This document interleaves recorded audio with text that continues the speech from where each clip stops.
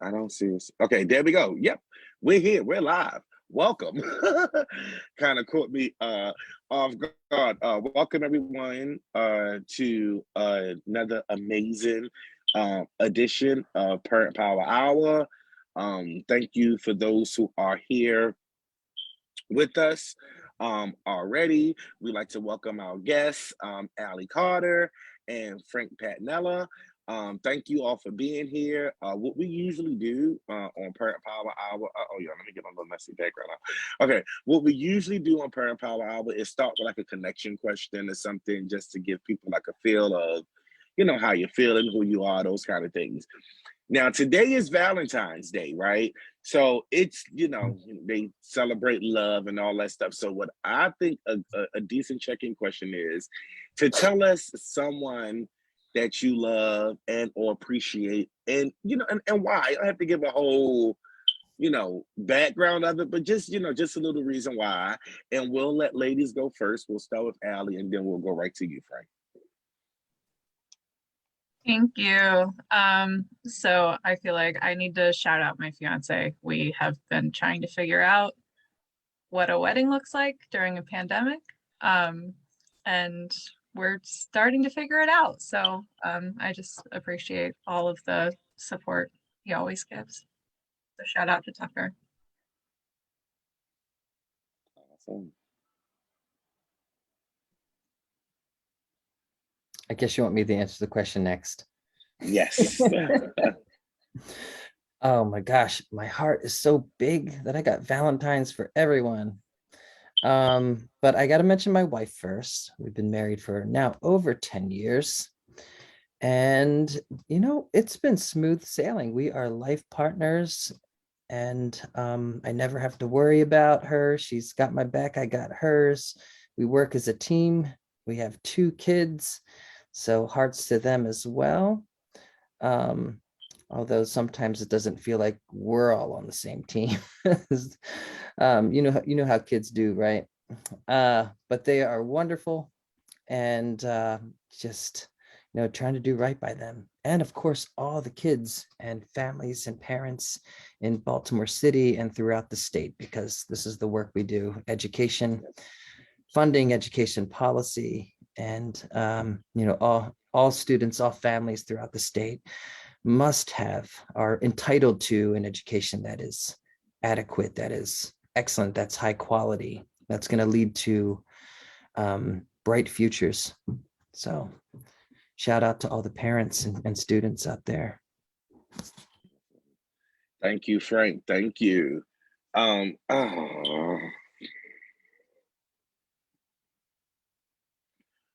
My apologies. Some reason a call came through, and I don't even know how, because I usually don't even get calls through. But so for me, I'm like Frank, right? Like I have a lot of love. I love holidays, as y'all know it. But I love, and although you should show love to your loved ones throughout the year, not just on Valentine's Day, but I do love the fact that we have a day set aside special just to show love. You know what I'm saying? Like I think it's beautiful. Um, Fortunately, well, I don't know if it's fortunate or unfortunate because I ain't got no significant other. So that's kind of good for some people to not have to deal with me on that level. But at the same time, those who I am connected to, again, like Frank, children and families, my children, my mom, loved ones. It's been a lot of people who I've not been in contact with lately, and it's definitely not on purpose. I just have some things that I had to focus on and get in order for me. I will be sharing some great news with our TDP family and those who are watching really, really soon. So definitely stay tuned for that. But I just want to, spread love and show appreciation to everyone who join us every week on here, and that's sending your messages, that's sending your questions, sending your comments. Thank you for showing us love and for being here and supporting what it is that we do. And definitely show you guys love, Frank and Alie, for what you do. And follow and making sure that people are educated on what's going on around budgets and things that concern our Baltimore City children, youth, and families. So thank you all to that, and sending love again to those who are watching. Y'all share the live. Get the folks up in here. There's going to be great information shared with you all on today. But to get us started, I'm going to ask that you both tell us a bit about you and your organization so that we can become familiar with who you are and your organizations. And again, we'll go with ladies first and start with you. Sure. So I'm Alie Carter. I'm the lead organizer for Strong Schools Maryland. I am a former music and theater teacher in Baltimore County, and I live in beautiful Hamden in Baltimore City. But Strong Schools Maryland was formed in 2017, and we built a really sprawling network of tens of thousands of individual grassroots supporters focused on securing the 2020 passage and then the 2021 veto override of the Blueprint for Maryland's Future, which is what we're going to be talking a lot about in our time today. But now that the Blueprint is law, we've shifted our mission a little bit. We're continuing to work with supporters across the state to monitor the implementation and to advocate for full funding of all of the initiatives and any necessary policy changes to further educational equity. And my role as lead organizer is to connect and empower people. So I help to connect our teams of 10 around the state and the team leaders of those teams to resources and opportunities and experts and other advocates, just connecting them with each other, and then empowering them with skill development, new knowledge, and as many platforms as possible to speak up and take action. Frank, I'll pass it to you. Hi, I'm Frank Patinella. I'm a senior education advocate with the ACLU of Maryland. I'm a lifelong Baltimore resident, born and raised. I live right across, I can actually see Pimlico racetrack from my window. I live up here in Northwest Baltimore. The ACLU has been involved with education for over, is it 20 years? Geez, over 20 years, well over 20 years now. Our work is rooted in the lawsuit, Bradford versus the State Board of Education, which was first filed at the end of 1994, representing a class of plaintiffs who were Baltimore City parents of students who went to public schools in the city. The lawsuit contended that the state was in violation of its constitutional mandate of providing adequate funding to Baltimore City schools.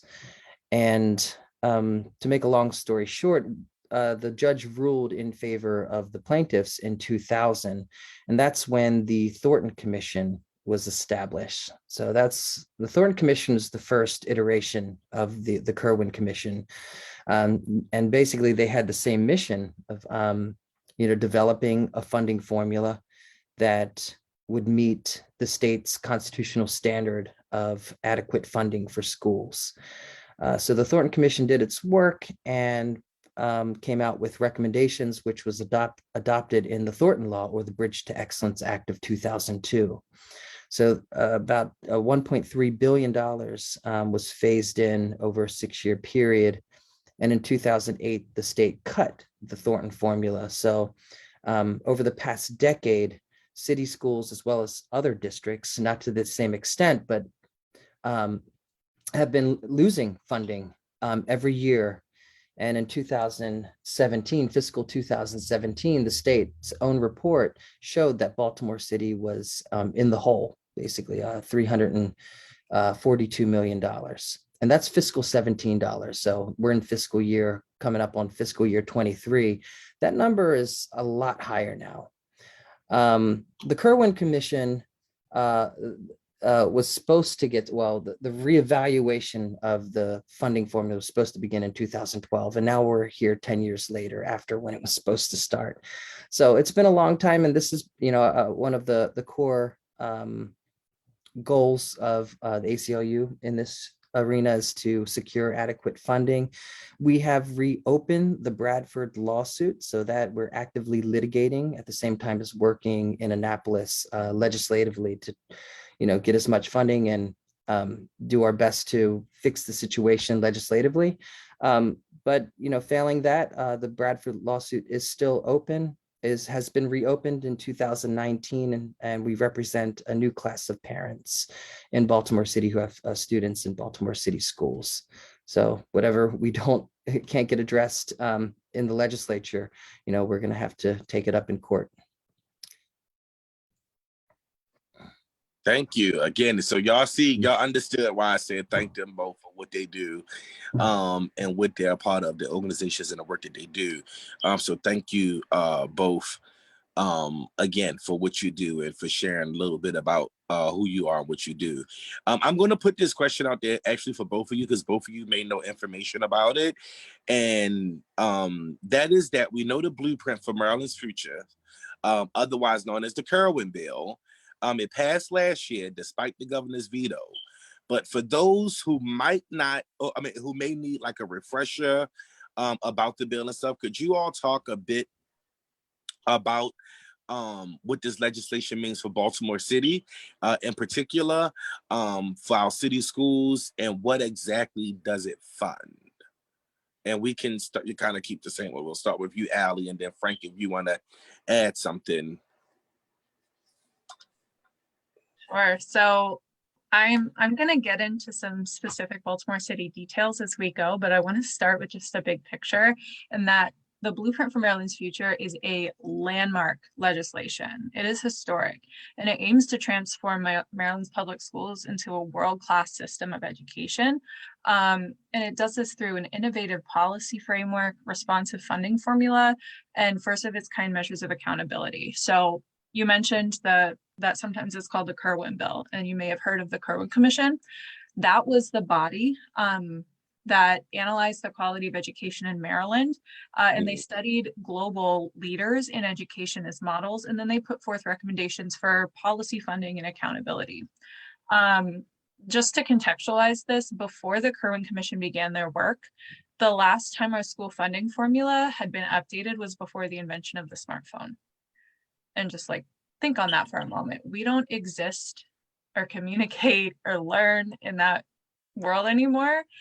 And so why would we fund our schools with such a deeply outdated model? So one of the revolutionary things that the Kirwan Commission did was they recommended not only funding adjustments to move Maryland in the direction of equity, but they also researched and recommended policy initiatives that would address the complexity of the things that influence a student's educational outcomes. So they started at the very beginning, recognizing that early childhood education increases the ability to intervene on learning and language needs and improve student outcomes overall over the long term, right? But the system as it stood, it's no secret that it's inaccessible to so many of Maryland's children for a lot of different reasons. So they recommended, and this ended up being a pillar of the blueprint, the expansion of early childhood education to increase accessibility to pre-K. And then they included scaffolding supports to reduce cost barriers, because early childhood ed is very expensive otherwise. In Baltimore City, we'll see more pre-K providers. They'll see more Judy centers throughout the implementation of the blueprint. Now, another thing that the Kirwan Commission noted was that educators are woefully underpaid, overworked, and were not provided with opportunities to grow in their field other than becoming an administrator. And we want to keep amazing teachers in the classroom working directly with our students. They also noted that the student population in Maryland is extremely diverse, but the teaching force is overwhelmingly white. And so this led to the other pillar, high quality and diverse educators, including a starting salary of $60,000 through the implementation period, a new career ladder that compensates educators for their expertise and supports their growth to become national board certified teachers, and focused outreach to HBCUs to recruit and retain educators of color. And Baltimore City will benefit this pillar through the retention of like really great teachers who reflect the diverse student body. The Kirwan Commission also recognized that a world-class education system across the globe prepared students for high-paying careers. So consequently, the third pillar was formed, which is college and career readiness. Includes graduation progress trackers, which start in 9th grade, credit-bearing early college programs, and the expansion of career and technical education programs. And Baltimore City is going to see growth in all of those programs, including individualized career counseling for every middle and high school student.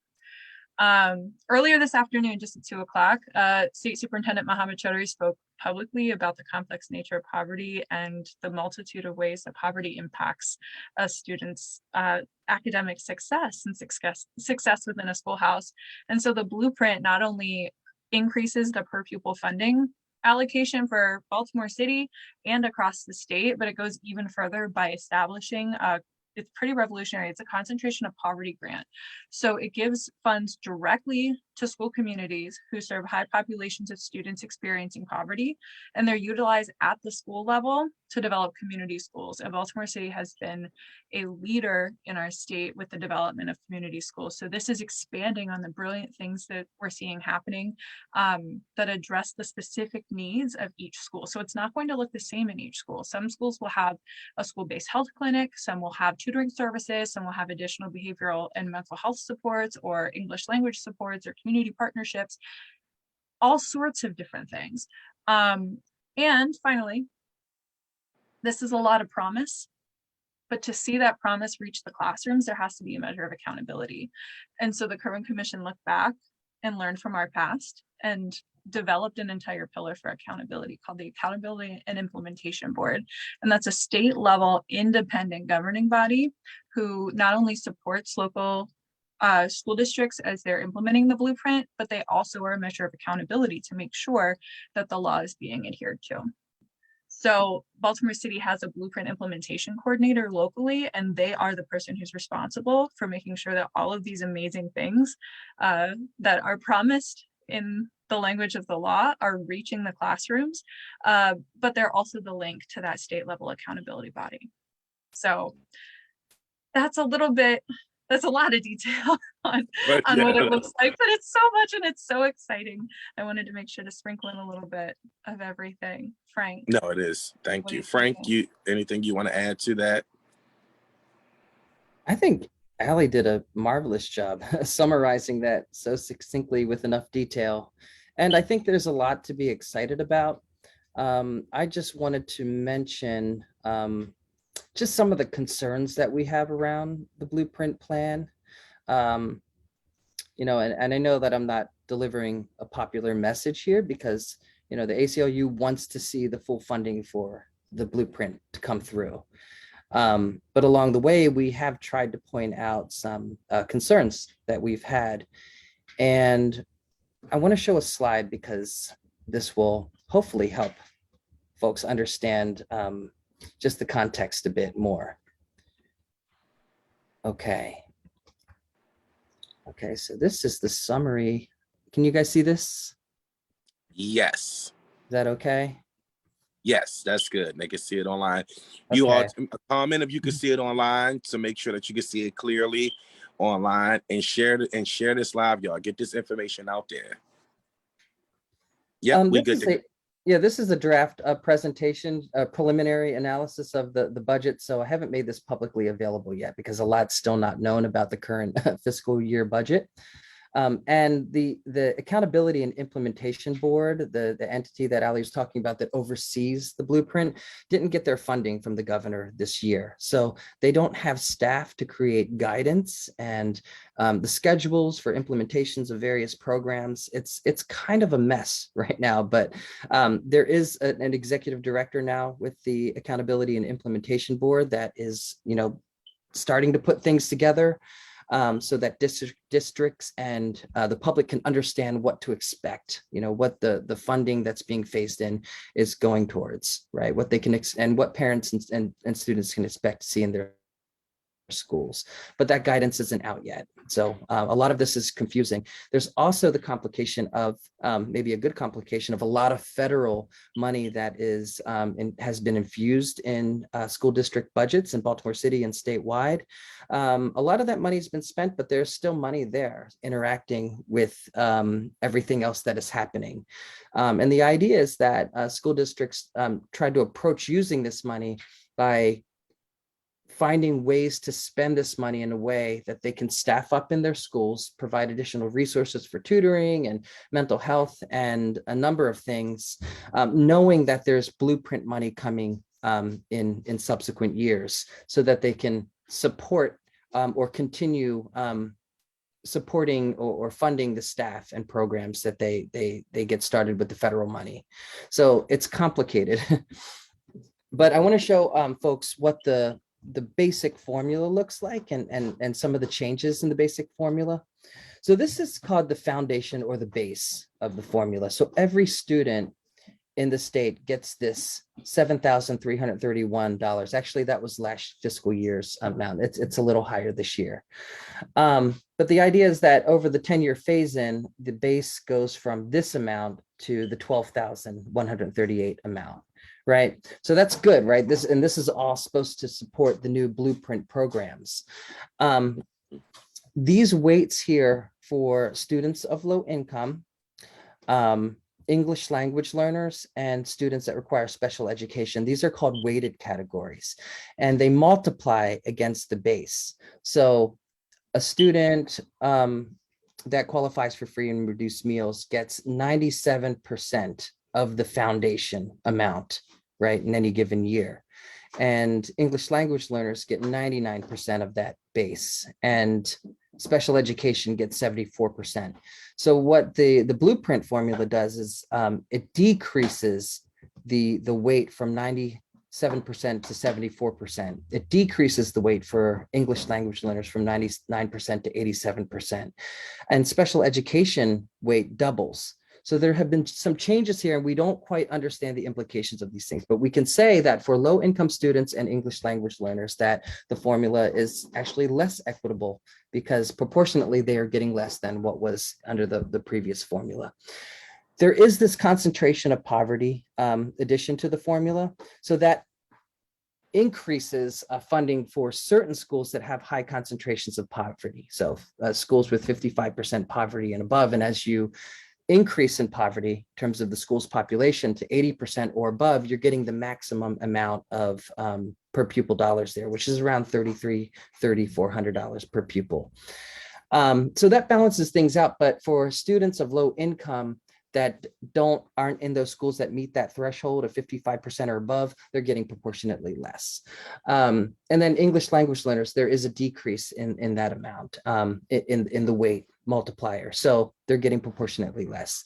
Special education did need this huge bump in the weight, because we know that the city school system is spending at least 2 or 3 times more than what they're getting in the formula for special education. Whether that's adequate or not, we're not so sure. Okay, so I wanted to mention those changes in the formula. Another thing in the formula, this was part of the previous formula, but also part of the Kirwan formula, is that the formula is considered to be wealth equalized. That means the state and local districts share in the costs, and depending on how wealthy your district is, determines how much your district is responsible for contributing to their local school district according to the Kirwan formula. So if you look at all these weighted categories, every district has to share in the per pupil and all of these weights, right? If you are a district of low wealth, you're getting a lot more from the state and giving a lot less from your district, right? If you are a wealthy county like Howard County, you're giving a lot more locally and you're getting less from the state. One thing that we advocated for in the formula is called the education effort adjustment. And this measure in the bill triggers additional state subsidy or state funding for districts of low wealth that have a high local requirement. And that's because, districts like Baltimore City, they have a disproportionate amount of students of low income. They have the most in the state proportionately, right?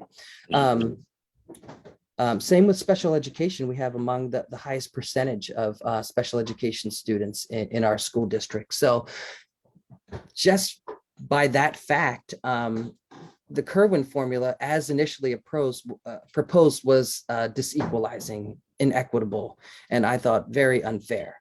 And just, a quick back of the envelope calculation I did showed that Baltimore City locally was mandated to pay a higher per pupil than Baltimore County, which is at least 5 times wealthier than Baltimore City. So we had to fix that. And this thing called the measure called the education effort adjustment provides that additional subsidy for districts of low wealth that have a high local contribution requirement. And then we're getting into some of the problems with the formula now. So I'll stop there. You Oh, wait, sure? Listen, one more. go ahead. I can just ramble on all day about this, so I don't want to give too much and, get off the question. This is another thing I like people to see. We asked the Department of Legislative Services, as the policy arm of this the state legislature, to produce a report showing that if the state did not cut the previous formula called the Thornton formula, what would the funding levels be? So the way I showed this is the middle line means is the adequacy target for every district. So that means if you're at this middle line, it means that you have met what the state itself determined to be the funding level required to meet adequacy. Okay. Now, if you look from at the bottom from left to right, we have Caroline to Worcester County. Caroline is the lowest wealth county in Maryland. And as you go to the right, counties get wealthier. And you can see Baltimore City here, right? It's part of the group of districts of low wealth. The bars mean how far away you are from that funding adequacy target. And if you're above, you're getting more than what that funding adequacy target was determined to be. So you can see Baltimore City and Prince George's County, the districts with the largest Black populations, and Prince George's has a significant, actually second largest English language learner population, mostly Latinx students. They're the most underfunded in the district, in the state. That means this is 342 million for Baltimore City, 503 million for Prince George's County. And like I said before, this is fiscal year 17 numbers. We're in fiscal year 23 or 22 right now. We know that those amounts have gone up significantly. And if you look at, the blueprint funding that is projected to be phased in over the next 10 years, and you kind of line it up and try to get a sense of, is it actually filling this gap, right? I'm not seeing it. I'm not seeing that this new formula is going to fill these gaps. We may have all these new programs through the blueprint, and I think, overall that's going to be good for students in the state and for students in Baltimore City. But the gaps in the formula that have been unaddressed might lead to complications, especially in these districts that are really standing in these deep holes, because there are gaps in just basic staffing, which is why we have classrooms that are 30 students or more, right? It's why we don't only have just a small percentage of schools that have full art and music. And the state actually requires, the fine arts regulation requires 5 full-time teachers, requires full music, full art, full theater, dance, and computer media arts. So they didn't look at all of these COMAR requirements that the state has developed over time. Those weren't costed out and included in the formula. So these are some issues that, as we roll on, we're gonna get more answers to. And this we have to duke it out in court, perhaps. Yeah. Alie, I do want, Alie, if you want to chime in, I want to give you that. Frank, I want you to, though you may feel like you're talking, like people are enjoying and they're taking in the information. So that's what, matters to us. But Alie, I do want to give you, before I ask a couple of questions that did come up, Alie, if you wanted to just add anything in, I'll give you a moment. I think that was a really good summary of like a clear picture of where we are. There's a gap between what is promised in the law and what's being delivered. And there are a couple of reasons for that.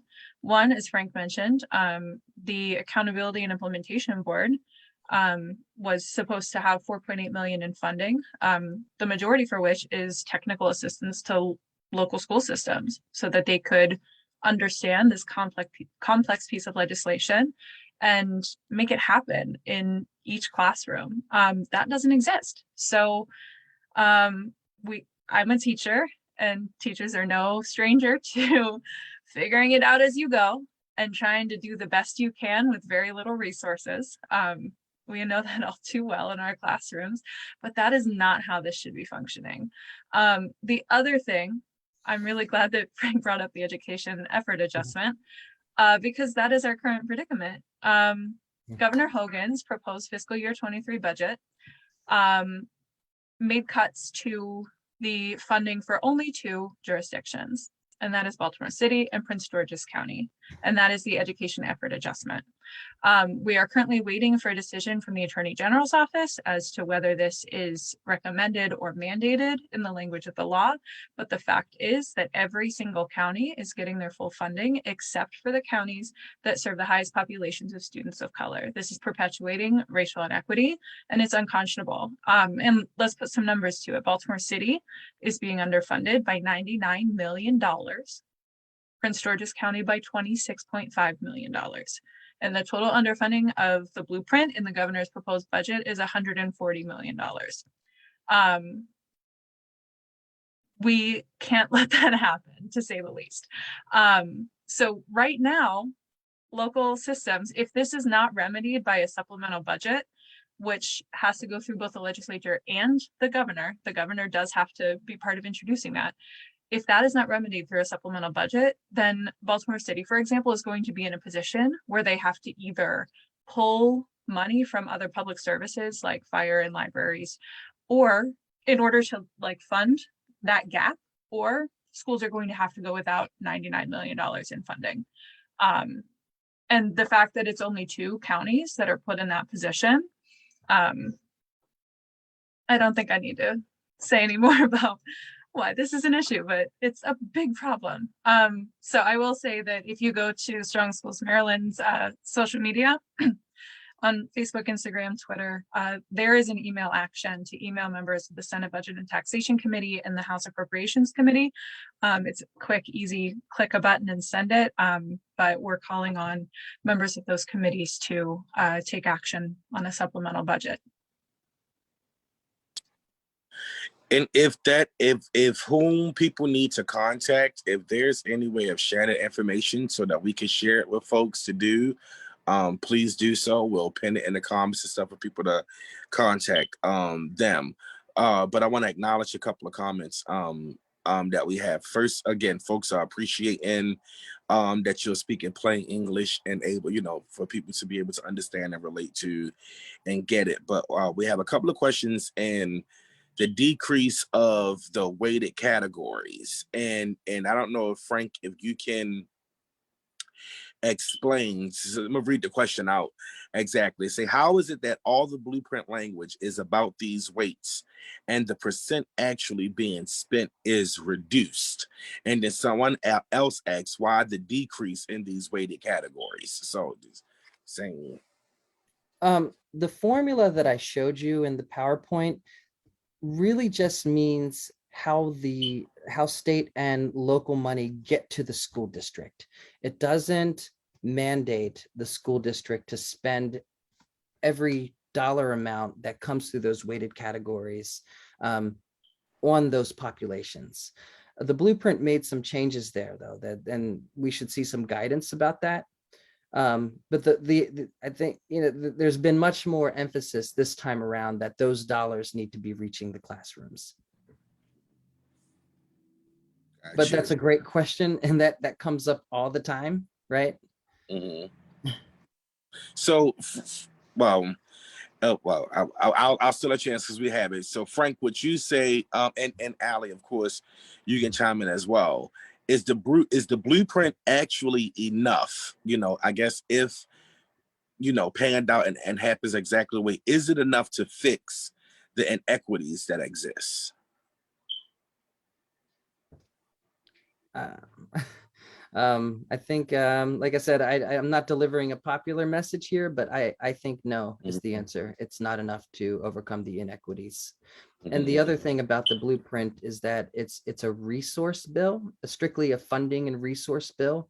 It doesn't address curriculum. It doesn't address equitable or culturally responsive approaches in the classroom and things like that, which were amendments that I worked on. Other groups like Leaders of Beautiful Struggle and Baltimore Algebra Project worked on collaboratively with us on. Those were struck. They were proposed as amendments, and the legislature wanted to just focus on what came out of the Kirwan Commission. So those things are just other pillars of education unaddressed. Gotcha. I'm gonna yes and what you just said, Frank, Okay. um, because there was a ruling in, I believe it was 2018, and please correct me if I'm wrong with that date, by the Attorney General that race could not be a factor in the funding formula and a focus of the work of the Kirwan Commission. And considering the fact that we still right now in this budget that's proposed for next year are seeing very clear racial inequities in the allocation of funding between jurisdictions, that's a problem. So I'm looking at the blueprint as a foundation. It is a necessary update. Again, like the last time this was looked at, like it was still like 4 years before the iPhone was invented.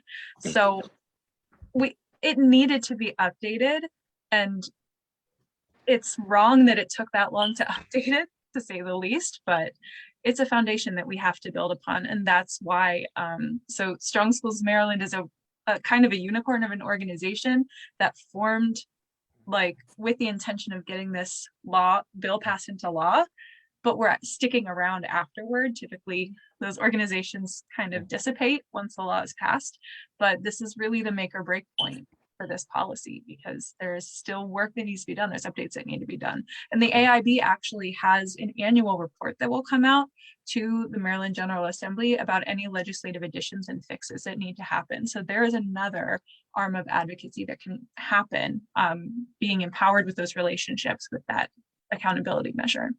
Mm-hmm. Okay, so this is gonna be a little interesting. Appreciate you, Ms. Dorsey, for your comment. Then it's time to file.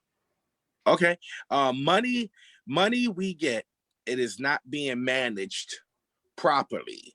So from you all's experience and expertise and stuff like that, what would you say to that? Is you would say that the district have poor management, or is it the overall lack of funding that causes the issues? I think it's both. And I think it's more than both. I think there's other things there that all kind of contribute to some of the things that we see. No doubt that, when something like what happened at Augusta Fells is exposed, they need to take immediate action and fix those problems, right? We shouldn't have, rogue, principals, kind of doing their thing and doing things off the books. I mean, that just hurts everyone.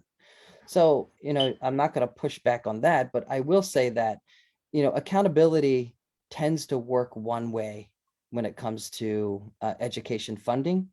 And that in that, there was a promise, of Thornton, this is after the Bradford lawsuit. We won that lawsuit. Thornton was their response. They passed Thornton. They funded it up until 2008. Then they cut the formula. Now we have another big, over 300 million, 400 million, whatever the gap is now.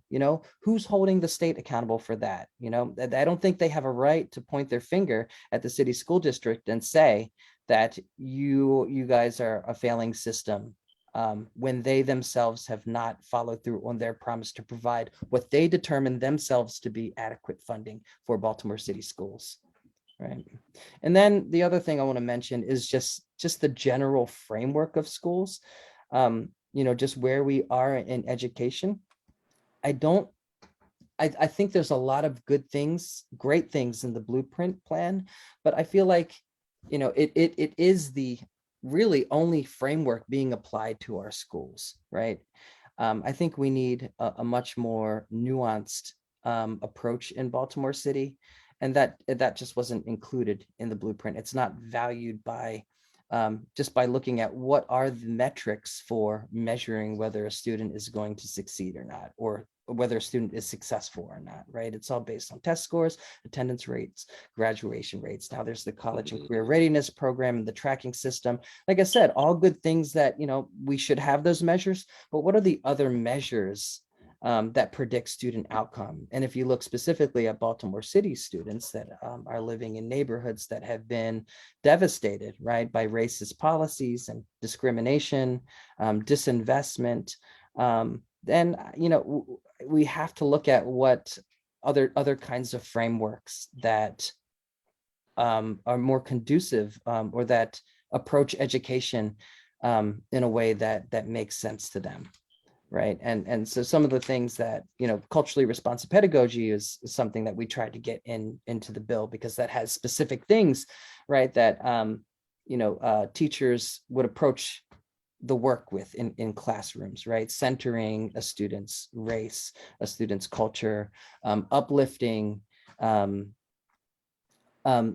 student's culture, right? And the things that happen, both good and bad, in their past, and helping a child to develop a strong sense of identity, right? I don't care how much tutoring you throw at a kid. If that child is not ready to learn, then that's I think it's we don't want to waste money, but we also have to think about that, if there are these big barriers to learning that are directly related to race and culture, then those have to be addressed as well. And just one, we did I'm part of this group, a new coalition called Anti-Racism for Maryland Schools, and we put on a symposium last fall.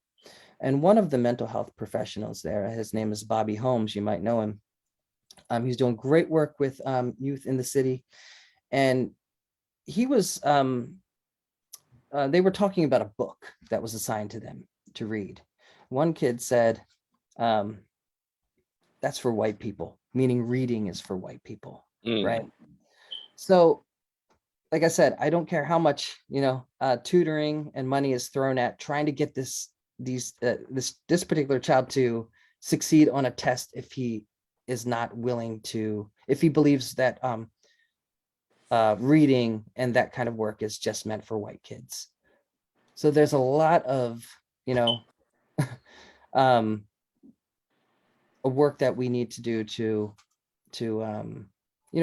really flip the narrative, flip the framework around what the approach should be in Baltimore City to education. So I'll leave it there. Thank you. One of our educators said the literacy curriculum that BCPSS adopted for elementary schools is not culturally responsive.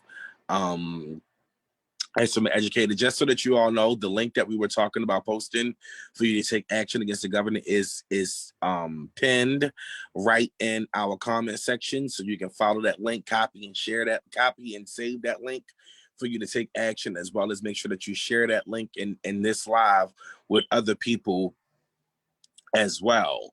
And she said exactly, and add the male students and it's worse to the curriculum. Yeah, I love the comments, the conversation that's going on within the section as well. Okay, so Alie, so we know in the past that having a bill that tries to make school funding formula equitable has not worked in the past. Would you say that what's happening with this, what would you say is happening with this bill now? And are we on track to receive these funds? That's the question, isn't it? That's a big question. Like, that's the with a capital T question. So first of all, I keep having to remind myself to shift my thinking that because we've spent so many years now advocating to get this bill over the finish line and to get it passed. And we need to ground ourselves in the fact that this is law. It is not a choice of if you're going to fund schools. It is a matter of how. And grounding ourselves in that leverage and in that power is really important. This is not a moral argument. It's not an ideological difference. It's, are you going to follow the law and stick to this new funding formula, or are you not? But we all know that there are some kind of sneaky gray areas in there. And one of them is the education effort adjustment. Because right now, again, we're waiting on the decision from the Attorney General. The governor has not included that. That's the $99 million for Baltimore City and $26.5 million for Prince George's County. Governor Hogan has not included that in his fiscal year 23 budget because he is arguing that it is recommended, but not, or suggested, but it's not mandated. So a decision, we're waiting for a decision to come down from the Attorney General as to whether that is mandated or not. And that comes down to the priorities of the governor within his budget. We are in the largest surplus in Maryland history, and it is a choice to deprive the two jurisdictions with the highest populations of Black and Brown students of their equitable funding. It is a choice, especially when we have, I think it's multiple billions are still going into the rainy day fund. It's like 2.4 billion. You're just Yeah. gonna put that away, right? Yeah. And not take whatever 100. The total amount's 140 with a couple other smaller, right, blueprint programs. But yeah, it's a choice. Agreed. And I think, you know, this issue is the number one priority for the session. Absolutely. In terms of what we can get done, you know, I think, you know, just the overall education reform, I think that's still a conversation, you know, that has to be ongoing, that we, you know, we need to get organized around and take action. But for this session, yes, totally the 99 million for Baltimore City and the other funding that the governor left out. Are there, for both of you, are there any other bills related to education in schools that parents and educators should know about? And if so, if you have any information or anything you could tell us about them, could you do that? You want to go first, Alie? Sure. So, I mean, our big priority is and always will be faithful implementation and full long-range funding of the blueprint. But again, that's the foundation that we're building off of. So for example, House Bill 457, which was introduced by a lot of different delegates working together, addresses the corporate income tax. And that is meant to shore up a lot of the funding for the long term for education and other things that should be priorities. Also, at the state level, Senate Bill 519, introduced by Senator Washington, addresses the students' right to organize and participate in peaceful demonstrations. That is also cross-filed in the House. Also, Senate Bill 480, introduced by Senator Hester, is a Child Care Stabilization Grant Program and the Child Care Expansion Grant Program. Those are really huge. So we're monitoring all of those, but locally to Baltimore City.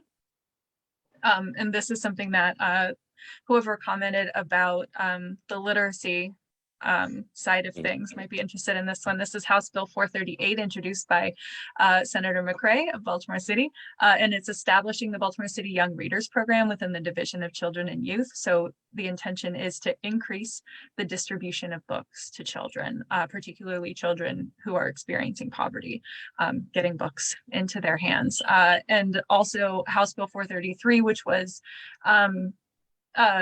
it was introduced in both the House and the Senate by Delegate Wells and Senator Carter. That is to introduce the number of student members of the Board of Commissioners and establish a task force to study compensation for board members. The Board of Commissioners in Baltimore City is one of the only boards in the state that does not compensate board members. And it's a lot of work they don't have staff to support them. So that is something that's really important. We're also advocating as an organization, our teams of 10 are advocating to the Board of Commissioners to increase the flow of information about implementation of the blueprint. And so part of that is we have an action item right now to email members of the Board of Commissioners for a standing agenda item at each board meeting to give updates on the blueprint implementation, the status, new information. The State Board of Ed has been doing that since the summer. And so that's an additional measure of transparency that we're advocating for. So these are all bills that we're monitoring, keeping an eye on that may be of interest, specifically local interest. Frank, what do you got? So there is a bill, House Bill 678. This has to do with fine arts programs. So just recognizing that the blueprint didn't add money for fine arts. The art advocates every day, Arts Every Day. What's it? The art. I can't. AEMS, Arts Education Maryland Schools. I think they have a bill that's sponsored by Delegate Guyton. on fine arts that expands an existing program that schools can apply for to increase their offerings of art classes. And that's a $25 million bill. So we're supporting that. There's a bill, House Bill 23. It's about data transparency for discipline-related infractions.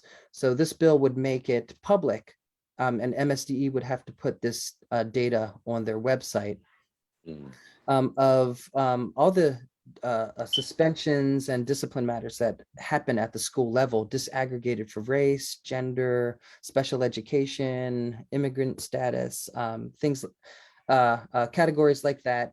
And every school, you would be able to click on your school and access this data and hopefully be able to see, like, over the course of time, what the trend looks like, right? And it's just one way to measure how your school social climate is doing. How well the discipline policy is being implemented, because really it's supposed to be, the discipline code has been designed to be as least restrictive and least punitive as possible, and instead, implement things like restorative approaches in schools, which keeps kids in school, and help them understand how to manage their behavior, how to address issues that come up in the classroom, conflict resolution, things like that. But you'll be able to see on, how many suspensions happened. And we asked for an amendment to ensure that we understand how many students individually are suspended versus multiple suspensions of a single student, because you could see perhaps on the data that, oh, this school has a lot of suspensions for just these few kids, versus is it more widespread. So I think that's a tool for parents, right, and community as well, because we want to be moving towards schools that have strong social fabric, right, and strong social climate. There are a number of curriculum bills that have been introduced, and this is something that legislators always reject, because they see as the role of MSDE and local school districts. But it shows you that there's a need to address curriculum matters. There's a bill on establishing content and standards for expanded American history, and that's actually a kind of an outgrowth from a bill that was filed last year on African American history. So the sponsor wants to see just history being expanded, right, to include a lot of things that aren't included now. There's one on Asian American history. I'll probably forget them all. There's one on multicultural education in civics, history, and social studies. That's the one we supported this year.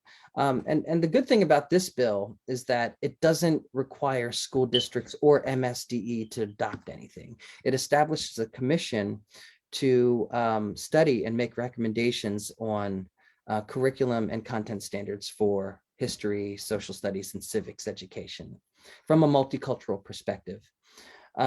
It's very likely to be rejected. But again, it just shows you that there is a need to talk about these things. There's also a number of bills, like anti-critical race theory bills, that have been filed. One that by a Republican sponsor that seeks to make library catalogs available online for people to see. So in my mind, that's just, they want to sit there and scrutinize and, raise hell about, things that they see that's in the library, things like that. So yes, culture wars are happening, in the legislature, but fortunately it's pretty certain that none of those have a chance of passing. Got you. Thank you for that. Unfortunately, y'all, we are at the end of time, but I will say quickly, I want to give you both a moment to share anything that you want, that you would like to share before we go, and as well as, again, tell both parents and educators what they can do to advocate for these bills, that you are supporting and that's out there. if anything. And also if you both will send us, I was not able to like write it. I was checking the things, but like those bill numbers that you know, that parents and educators need to support, so that way we could be pumping it through our people and talking about it as we meet with parents. I'll definitely talk about it on Tyrone's house on Thursday as we have our group of parents day and everything. But again, Tom, let me shut up and let y'all go and give y'all last bills and tell folks how they can advocate for this.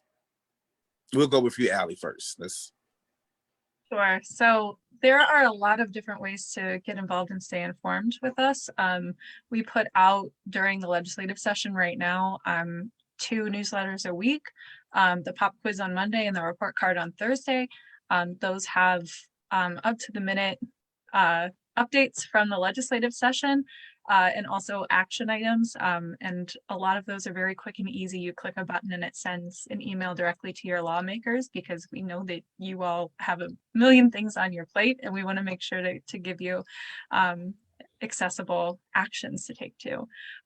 We also have teams of 10. So if you're watching this, you're probably already talking about education and equity and all of the things that we've talked about here. You're passionate about it if you have stuck with us to watch until this point in the program too. So leading a team of 10 is as simple as signing up. You're connected with new resources, team leaders from across the state, monthly Q&As with experts, and I also send out local bill alerts with specific actions that have a local impact. So those Baltimore City bills, for example, I sent those out with alerts specifically to our team leaders in Baltimore City. You can sign up for both of those things, the email list, to become a team leader at strongschoolsmaryland.org. And also my email is wide open. I love when I get questions I don't know the answer to yet, because it means I get to dig around and search for the answer. So please get in touch. It's Alie, ALLIE, at strongschoolsmaryland.org. Thank you, Alie and Frank. Great. Yeah, I think Strong Schools has a really expansive email list, and they have very well organized actions that go out in communications. So I just want to double up on that. You can also send me an email at patinella@aclu-md.org. Mr. Tyrone, send it out. I don't care who has my email. Okay. And actually, you can call me 443-540-2771. That's my cell phone. Happy to take, and like Alie, yeah, if I get something I don't know the answer to, I'm excited to find out the answer. And I do have an email list that I send out through the ACLU. So if you want to get on that, just send me an email. Thank y'all again so much for being here, for the information. It was a lot, but it was good. People definitely stuck around to hear and be a part of it. So we thank everyone that stuck around and shared. We have put the emails and stuff in the comment section. So if you didn't hear from them, you could always come back and check it in the comment section. From this live, it'll be there, or always ask us. We'll make sure that you get it. I will be bothering both you, Frank and Alie, throughout this legislative session. Thank you for being here. Y'all join us Thursday at Tyrone's house. We'll be back here with Lynette again this weekend. And we're back here next Monday at Tyrone's house. Enjoy the rest of your Love Day and Valentine's Day, and we'll see you soon. Peace. Thank you. Bye. Thanks so much. Thank you.